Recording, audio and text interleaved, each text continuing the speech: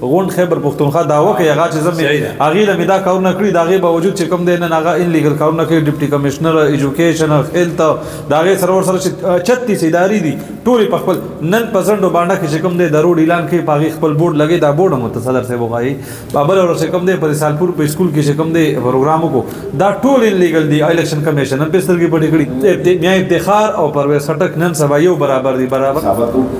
ایک اسکینډلونه ډیر دي کوم ترکاتي موضوع کو چې چوي نو پای کې کرپشن نو هر خخت لاندې یو انګال دی دا کار ورېږي زه به دا وایم سکیږي نه کیږي او شی هغه په ریکارډ راوستو چې کوم موجوده صورت هم دې ټایم کې ډیره غټه خبره ده چې دې ټول پارټي په دې باندې اعتراض وکړي چې تاسو انتخابي فیلډ برابر نه دی ملاو مواقع برابر نه ملاو. السلام علیکم ګرانو کتونکو زم تفهیم دې کامران کټک زیم فرحت شاه ګرانو کتونکو نو خار پریس کلب کې موجود یو نن سیاست حواله سره ډیره ګرم ورځ ده تاسو ته په دې شیشه باندې مسلسل کوریج در رسیدلې دی یو طرف ته امیدوارانو خپل کاغذات نامزدګي هغه وصولول د هغې تفصیلات هم درغلي دي او بل طرف ته همدغه سیاستدانان زمونږ چې څومره سیاسي لیډرشپ دی هغه نن آل پارټیز کانفرنس هم کړی دی او ورسره دلته د عوامي نیشنل پارټۍ مرکزی سیکرټري جنرال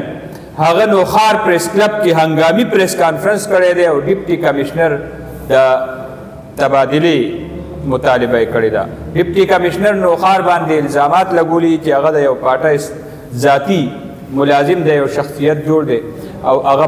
ناجایزه اډرونه 2 نمبر اډرونه دې ټایم کې روان دي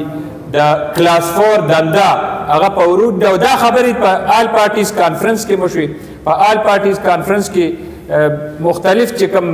لیډرشپ نو هغه خپل اظهار خیال کړی دی او په دې باندې د غم او غصې اظهار هم کړی دی او مطالبه یې کړې ده چې فوري طور ټولو سیاسي جماعتونو ته برابر صورتحال ورکړی شي برابر حالات او الیکشن دپاره د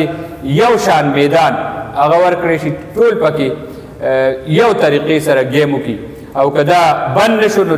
آل پارټیز کانفرنس د ډیپټي کمشنر د دفتر د ګیرو اعلان کړی دی او میاں افتخار حسین د بنګ انداز کې کوم علم بغاوت بلند کړی دی نو هغه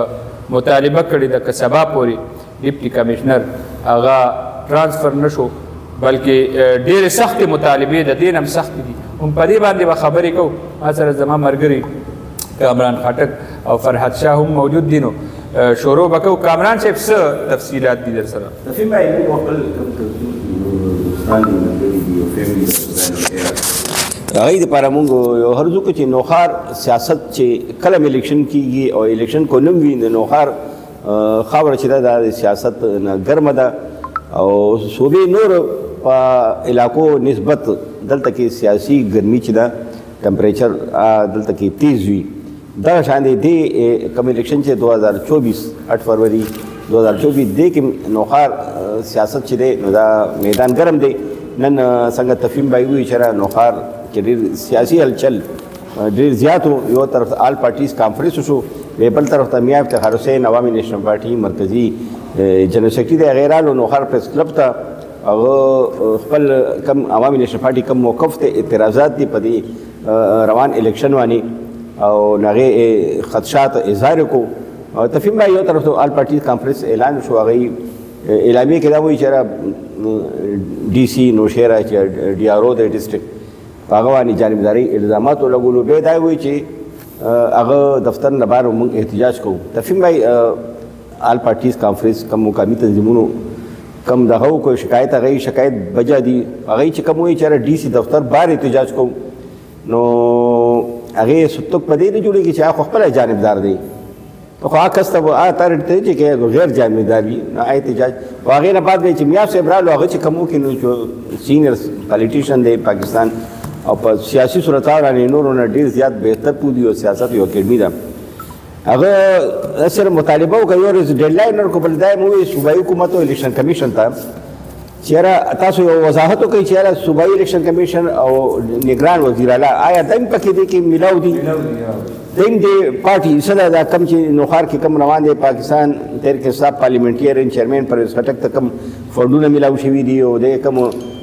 سرکاري ملازمین دی هیلث دی ایجوکیشن دی محکم پټوار دی نور ادارې دي کې تبادلې کوي بیا یې خلاف کاروایی نه کوي انتقامي کاروایی نه آیا دې کې دی هم سره ملاتړ دي هغه بل مطالبه وکړه چې ډیپټي کمیشن نوخار چې کوم دی پرویز خټک ذاتي ملازم جوړ دی او د صرف تبادلې مطالبه موږ نه کوو د چې کوم ترقي شي د ترقي د ایثار کړی شي دا د پاکستان خزانه نه پیسې ملاويږي پرویز خټک د کور نه د پیسې نه ملاويږي آیا کو د ډیپټي کمیشن نوخار سیاست کول غواړي نو خپل عہده د پری دی راشي په سیاسي میدان کې زموږ مقابله وکړي تفهیم به هغه ډېر مخکې لار دی هغه عوامي نشن پارټي دي صورتحال باندې ډېر سخت دي هغه ډېر سخت برهم دي په دې باندې هغه دا عوامي نشن پارټي چې دی هغه دا ماحول داسې ون سایډ نه پرېږدي چې کوم توقع پاکستان تحریک انصاف پارلیمنټریان چیرمین پرویز خټک په خواهش دی یا هغه دپاره کوم کار روان دی دا صورتحال هغوی داسې نه پرېږدي دا هغوی صورتحال لرې پورې هغوی بوتلن غواړي او کوم ذمېدار دی ذمېدار په دې باندې راویښوي بالکل دې باندې به لرې پورې ځي او ډېر جوور نظر دی پرې آل پارټیز کانفرنس او عوامي نیشنل پارټۍ مرکزي سیکرټري جنرال میا افتخار حسین هنګامي پریس کانفرنس د بنګ انداز کې فرحت شاه صاحب تاسو ورپسې وویلي شکریا جی نن چې کوم آل پارټي کانفرنس وشو نو زه وایم چې دا خو ډېر اعلی وشو ډېر ښه خبره وه یو خو زه دا خبره کوم چې دا میاشت مخکې به کار و بل ورسره دا خبره پکان چې د دې نه یو میاشت مخکې به کار و دغه خلک د عوامي مسایل باندې لږ راپاڅېدلي وې نن چې د دوی په کور راله دا د دوی په کور راغلي ده که نه یو میاشت مخکې یا دوه میاشتې مخکې نه دا شپږ اته کاله چې کوم دي په نوخار په هسپتالونو کې اوبه نشته بجلی نشته ډریپونه نشته دوایانې نشته په قاضي کې دغسې حالات دي په نن ابتهار صاحب راغلی او دلته کې پریس کانفرنس وکړو زه منم چې دا زیاتی دی دا ظلم دی چې کوم کوي فیر الیکشن پکار دی پرویز خټک وایي زه 41 سال مې سیاست وکړو نو ته بیا ولې یارېږي ته په دې سیستم نه ولې ته 41 سال ته ټوپک ولې رالې پکار دی تا له خو اټومیټک خلک دا اوټ راوړي او درکوي ده نو ته ولې یارېږي چې ته ډي سي م رانیسې او ته بل هم رانیسې او ته چې کوم دی غیر قانوني چې کوم دي څونه کارونه دي هغه ته کوې نو ته خو پکار دی چې نه یارېدې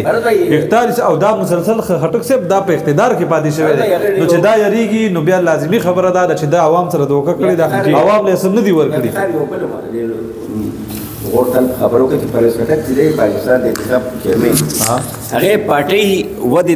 نه پرېږدي په هغې باندې پارټي خورونو ته توجه نه ورکوي هغه صرف سرکاري وسایل او سرکاري افسران چې دا استعمالوي دا خبره بالکل د موږ صافیانو په دې دغه چې سرکاري ملازمین نه زه خو وایم زما خو خپل زما خو د دې سره اتفاق په دې وجه نه ساتل خطر سره کاغذ خپل پارټي مخ کې بوزي کنه بوزي 41 سال چې سړی په اقتدار کې پاتې شو د نوخار او یا د غون خیبر پښتونخوا داوا کوي هغه چې زمي هغه له دا کارونه کړی دغه باوجود چې کوم دی نه هغه ان لیګل کارونه کوي ډیپټي کمشنر ایجوکیشن هیلث داغه سرور سره 36 ادارې دي ټول په خپل نن پسندو باندې کې کوم دی د روډ اعلان کوي په خپل بورډ لګي دا بورډ متصدر سے وغاي بابر اور سے کوم دی پر سالپور په سکول کې کوم دی پروګرامو کو دا ټول ان لیګل دی الیکشن کمیشن په سترګې پټې کړي زه په دې اړیاله مچ دا ډیپټي کمشنر لا میا افتخار او پرویز خټک نن سبا یو برابر دي برابر په دې یو دي چې نه بیا غد نه مینه دا دی یو هم د پارټۍ خلک د سیاسي پارټۍ خلک د راوتی د خپل ووټ غواړي د ده ولې منلی کېږي او د هغه ولې نه منلی کېږي فیر الیکشن ته د عوامو ته پکار ده چې دا ورکړي او دا ډېر ښه خبره ده چې دا سیستم ټیک شي دا نظام ټیک شي دغې پاټوله بیا په دې کې د خپل دغه کې دا آواز هم پکار دی چې د نوخار کې چې څونه ادارې دي دا د خپل دغه شان آواز ورکړي چې دا د ټیک شي په خپل سیستم دی د عوامي مسایل دې هم راوچت کړي وکړي له خپلې خبرې یوازې نه دي کوم سرکاري ملازمین دي موږ راپورټینګ کوو نوخار جرنلیسټو څومره سرکاري محکمې دي موږ ګورو تقریبا ټولې محکمې چې دي افسران پرویز خټک دپاره استعمالیږي آیا پکار خو دا دی چې دی سرکاري نوم دی نه استعمالوي دی د دفتر باندې بار ولیکي لکه ډیپټي کمیشنر د خپل وړي کې پرویز خټک دفتر کو نور ادارو والا ایجوکیشن والے ډسټرکټ افسر د ایجوکیشن هغې ته هم پکار انسانانه ډسټرکټ ایجوکیشن هغې ته پکار چې پرویز خټک دفتر کمپین انتخابي کمپین نوم دی ورته ولیکي نو عوام خو به بېغمه شي چېرې دا خو پرویز خټک دفتر دی بس مونږ پلې نه ځو دی به بل طرف ته لار کوي بل سیاستدان چې دی اوس هغې هغه کم پله ده ټول مخ کم پله دی هغې ټول میډیا ته دی چې میډیا راشي میډیا ته خبرې ورسوي بل بریکینګ د صدر صاحب بل بریکینګ دا دی چې پرویز خټک نن چې میا افتخار خبرې کولې نو کنفرم خبره دا ده چې د میا افتخار د عوامي نېشنل پارټۍ سره د نورو پارټو سره پرویز خټک لګیا دی او سیټ ایډجسټمنټ کوي مولانا صاحب سره او د دوی سره دا کنفرم ریپورت او کنفرم ځای نه دا خبر دوی لګیا دي نه نه سیټ ایڈجسټمنت بل خبره بیا هغه شروع کړی دی اخو ټولي پارټي کوي دا یو ځان له مسله ده خو په دې اړ کې د سیاسي پارټو چې څومره سیاسي پارټیان دي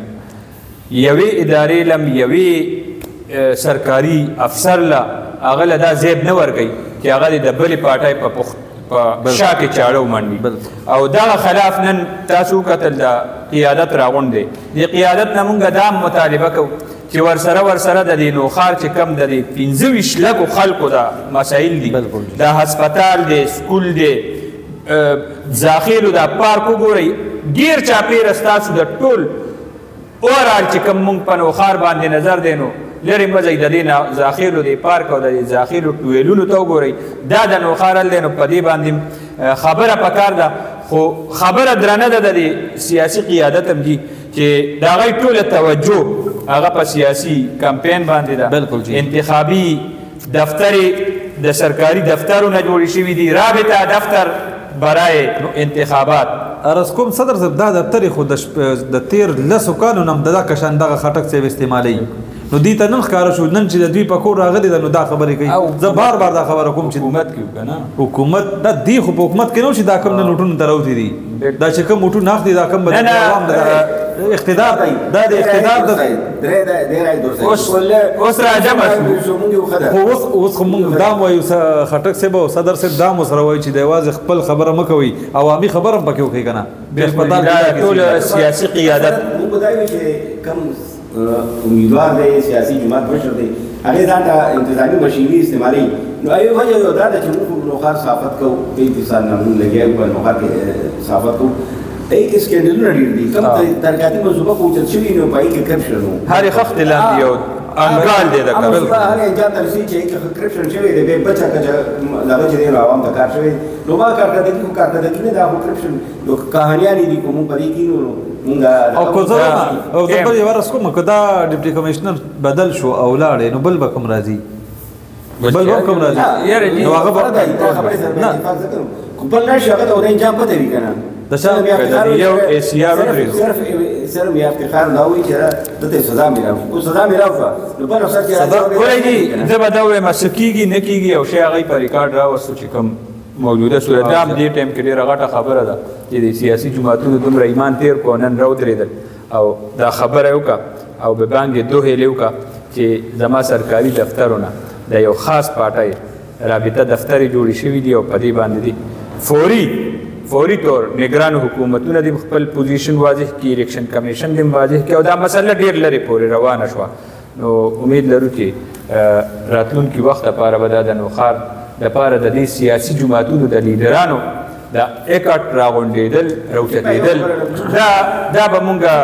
وایو چې دا به ښه ثابتېږي ټولو پارټۍ په دې باندې اعتراض وکړي چې موږ ته انتخابي فیلډ برابر نه دی میلاو مواقع مو برابر نه میلاو دا صورتحال وایي چې خطرناک حد پر روان دی یو امیدوار راځي هغې لکونه کروڑونه روپۍ لګوي خپل د زوی دپاره خپل کامیابۍ دپاره آیا دې نه به جنګ او فساد هم دې نه جوړېدی شي لایناټ صورتحال هم دې نه خرابېدی شي نو دې باندې فوري توجه پکار ده ډېره مننه ګرانو کتونکو دغه زمونږ نننی چې کوم اهم ایشو اهم خبرې وي هغه مو تاسو سره شیر کړي اجازت غواړو د الله په امان